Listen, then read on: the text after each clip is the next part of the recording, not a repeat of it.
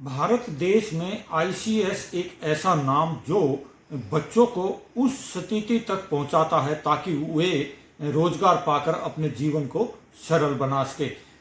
हमारे साथ यहाँ पर परिमल कुमार है जो कि निर्देशक हैं आईसीएस के। उनसे बात कर लेते हैं कि 14 वर्ष पहले और आज क्या बदलाव आए।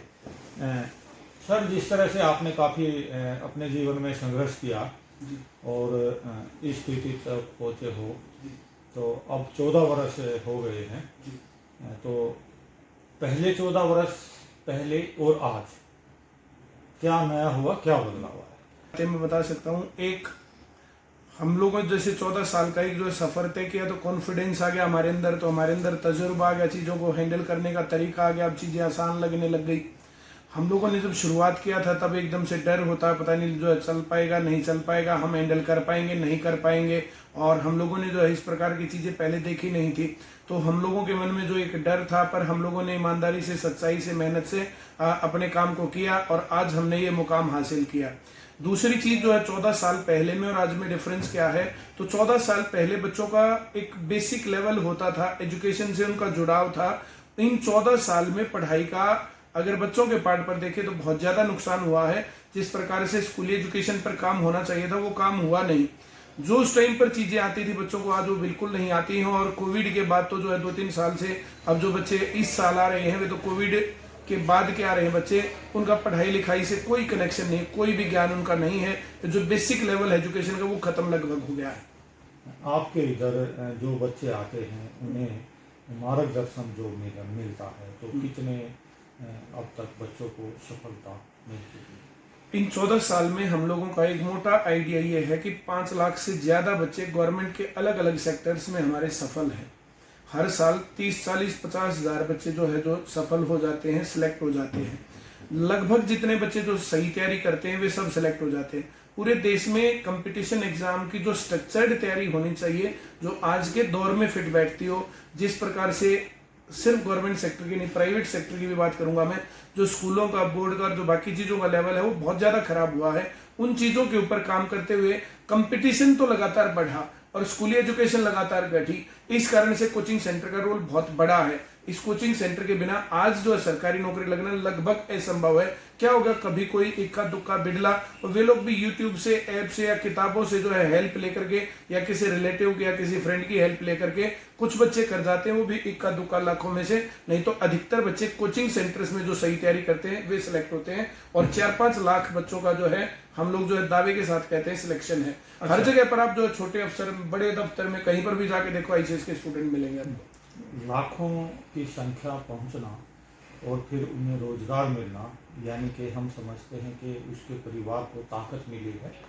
और अब जो है देश भर में आपके कितने संस्थान हैं और कितने बच्चे उनमें फिलहाल अपने ज्ञान को बढ़ा रहे हैं ताकि वे भी रोजगार प्राप्त करें? लगभग जो है 200 से ज़्यादा बच्चे हमारे जो है कोचिंग सेंटर हैं और लगभग 200 ब्रांच हमारी स्कूली एजुकेशन की भी हैं। हमने स्कूली एजुकेशन, बहुत बच्चे हमारे पास सिलेक्ट होकर के आते, बोलते सर अगर आपने स्कूल में हमें पढ़ाया होता तो बात कुछ और होती। तो हमने स्कूलिंग वेंचर जो स्टार्ट किया है। अब की बार जो स्कूल के तरीके से पढ़ाने का तो पहला ही साल है, और वैसे हम जो पढ़ाते थे तो ट्यूशंस के रूप में 2 साल और पढ़ाया।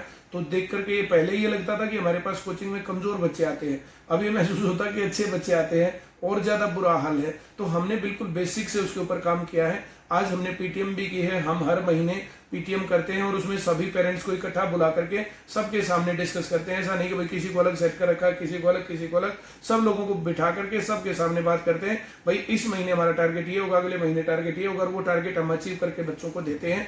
और जो बच्चों का लेवल है वहाँ जिस प्रकार की मेहनत की ज़रूरत है, जिस प्रकार से मार्गदर्शन देने की ज़रूरत है, उस काम को हम कर रहे हैं। और जो पिछले साल हमारे पास बच्चे पढ़ रहे थे, जो पिछले साल बच्चे नहीं थे, उनके लेवल में बहुत डिफरेंस है। 1-2 साल के अंदर आप ज्ञान का लेवल का, ये समाज के अंदर डिफरेंस देख लोगे। जिस प्रकार से आईसीएस कोचिंग सेंटर ने 2-3 साल में तहलका मचा दिया था, तो स्कूलिंग प्रोजेक्ट भी आईसीएस का उसी तरीके से और बहुत नेक्स्ट लेवल पर जाने वाला है। अच्छा, कितने गवर्नमेंट स्कूल हैं और तमाम तरह के कॉलेज भी हैं, उससे क्या आशा लगा? देखिए, तमाम कॉलेजेस और स्कूल, इनसे मैं क्या आशा लगाए बैठा हूँ। अब की बार चार्ल्स डार्विन की उत्पत्तिवाद का सिद्धांत, थ्योरी ऑफ इवोल्यूशन हटा दिया सिलेबस से, मुगल हटा दिए, पीरियोडिक टेबल हटा दिया, अब नंबर सिस्टम हटा दिया, जो प्राइम फैक्टर्स हटा दिए। कितनी बातें मैं बताऊं कि जो ये सिलेबस कम कर दिया है। कम करने का क्या मतलब है? पूरी दुनिया में क्या ज्ञान का लेवल कम हो गया? क्या कंपटीशन कम हो गया? क्या भारत के सभी लोगों को रोजगार मिल गया है? जैसे लेवल बढ़ना चाहिए था। हमारी भारतीय जो शिक्षा थी ना, वो बहुत बढ़िया शिक्षा थी, और यहाँ पर पढ़ के सुंदर पिचाई जैसे लोग जाके गूगल के सीईओ बन गए। अब जितनी अमेरिकन कंपनियां हैं, अधिकतर के सीईओ भारतीय हैं, तो यहाँ की पढ़ाई में कमी थोड़ी है। कमी क्या थी? ये सब लोगों को अवेलेबल नहीं थी, सब लोगों तक अवेलेबल करवानी चाहिए थी। कर क्या दिया? जो पढ़ा रहे थे वो कम कर दिया। अब जो बच्चा साइंस नहीं पढ़ेगा, पीरियोडिक टेबल पढ़ेगा ही नहीं, उसको जो है जैसे किस प्रकार से पदार्थ बनते मिलेंगे ही नहीं। तो ये जो चीजें हो रही है ना, तो गवर्नमेंट से क्या एक्सपेक्टेशन है? अब भोपू पर नकल हो रही है बोर्ड के पेपरों में, और स्कूलों का हाल जाकर के आप देखिए क्या है। तो मैं क्या एक्सपेक्टेशंस करूं? मैं कुछ एक्सपेक्ट नहीं करता सरकार से कि वो कुछ करेगी या उनको कुछ कहना चाहिए। हम लोग जो है जैसे प्रॉब्लम्स बताएं, वो मामला सही नहीं। प्रॉब्लम्स का सोल्यूशन हम लेकर के आए हैं कि हम इन चीजों को पढ़ाएंगे। जो पीरियोडिक टेबल बेसिक सिलेबस में ना रहे, बहुत अच्छे तरीके से हम बच्चों को सिखाएंगे। नंबर सिस्टम और प्राइम फैक्टर बेसिक ना रहे, हम बच्चों को बहुत अच्छे तरीके से सिखाएंगे। हम जो चीज कंपटीशन में पढ़ा रहे हैं, वही चीज चौथी, पांचवी, छठी और 10वीं के बच्चों को पढ़ा रहे हैं। और इन बच्चों का जो ना वो लेवल, जो बेसिक लेवल होना चाहिए, जो किसी भी पढ़े लिखे को पता होना चाहिए, उससे हायर लेवल का जो है नॉलेज उनको देंगे। और जो ज्ञान है ना, ज्ञान बोलता है, डिग्री नहीं, ज्ञान।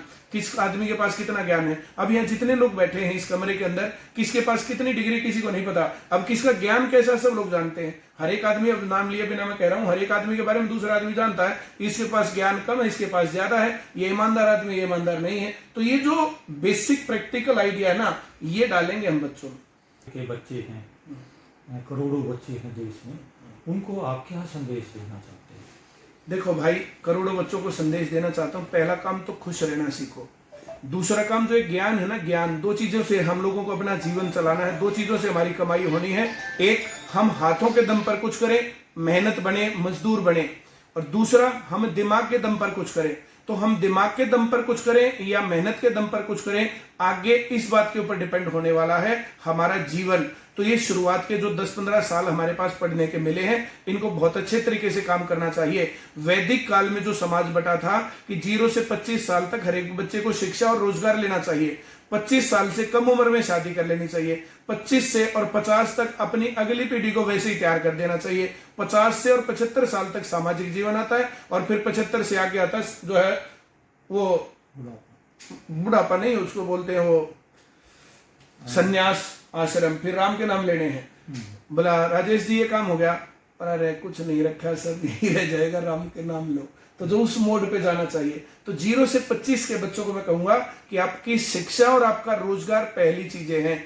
ये जीवन में जो ना 4 चीजें जो सेट होती है, मैं बच्चों को अक्सर बोलता हूं, पहली है पढ़ाई, दूसरा रोजगार, तीसरे नंबर पर फेयर, चौथे नंबर पर शादी। तो जो किसी भी चीज को स्किप ना करें। आजकल के बच्चे क्या कर रहे हैं, रोजगार का मामला काट दिया, पढ़ाई उतनी बढ़िया है नहीं, और ये अफेयर के चक्कर में साक्षी जैसे जो इस प्रकार के कांड हो रहे हैं, तो कितने जो है लड़कियों का जो बुरा हाल हो रहा है। मैं आज एक रिपोर्ट पढ़ रहा था कि कितनी लड़कियां मिस हो जाती हैं, उनकी किडनी, लीवर और ये सब चीजें बेची जाती हैं। तो इस समाज में अपने पेरेंट्स को, बच्चों को आपस में मिलजुल करके एक दूसरे के साथ अटैच रह करके, और इन मीडिया और सोशल मीडिया से दूर रह करके एक प्रैक्टिकल नॉलेज लेना चाहिए, जो आपको बढ़िया शिक्षा, बेसिक ज्ञान, सांसारिक ज्ञान, और उसके साथ फिर हम रोजगार लायक ज्ञान, हम क्या करना चाहते हैं, इस प्रकार की चीजें। तो ये बातें हम बच्चों। प्रेमल कुमार जी ने अब कुछ बातें जो हैं वो करोड़ों देश के बच्चों को भी बताई हैं।